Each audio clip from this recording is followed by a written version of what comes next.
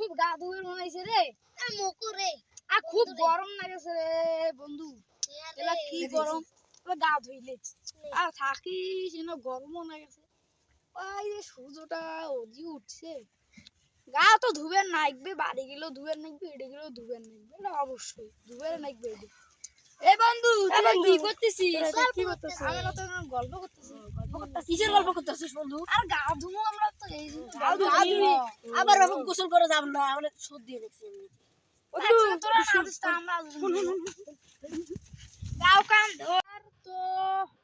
খুব গরম লাগতাছে এলা যে কি করমু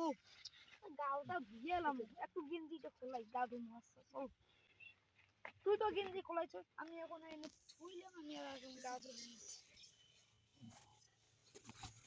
আর গা ধুই রে বন্ধু ভালো আছো না